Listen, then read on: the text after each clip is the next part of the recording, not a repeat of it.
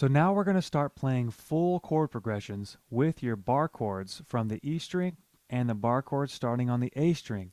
The only thing is, in this lesson, we're only going to play our major bar chords starting on the E string, and we're only going to play our minor bar chords starting on the A string.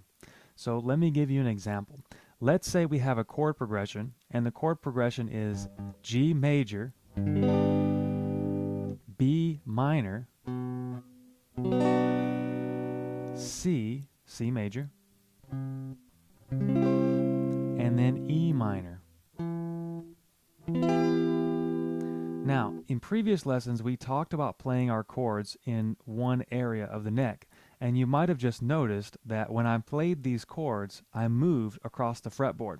That's because we're only playing our major bar chords from the E string in this lesson and our minor bar chords from the A string. The reason is because, as we just saw in the previous two lessons, the major bar chord shape from the low E string is exactly the same as the minor bar chord shape. We're just starting on the A string. Okay?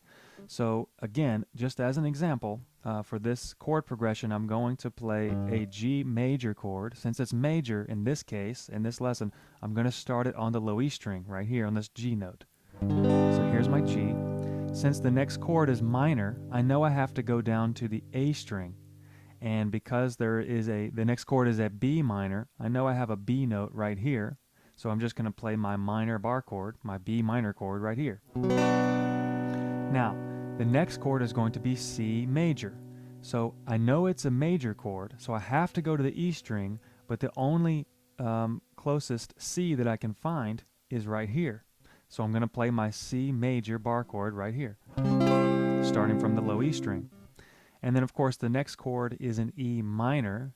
That tells me that I have to go down to the A string in this lesson only to play my minor bar chord, and I just happen to have an E note right here. So I'm going to play my E minor like this.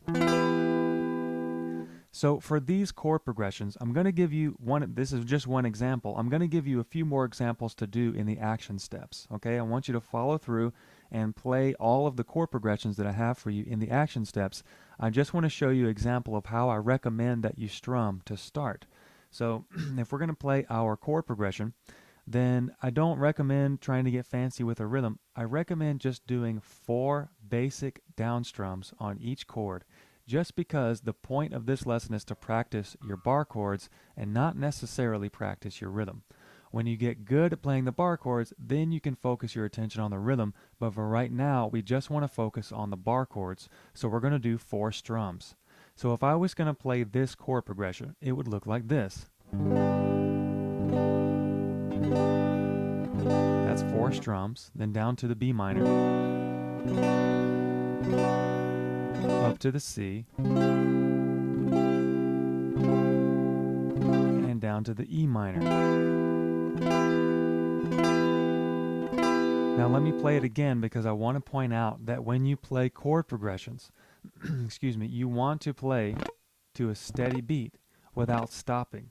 So I know I stopped and made a few comments here and there, but when you're playing, you don't want to stop the rhythm of your rhythm hand, and you don't want to stop changing or playing the chords. You want all of the beats and all of the strums to be consistent, like this.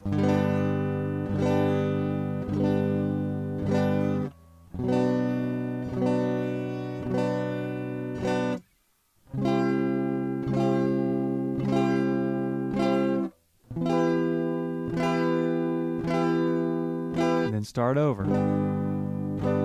So you can keep playing through each chord progression in the examples and the action steps until you get comfortable changing these chords.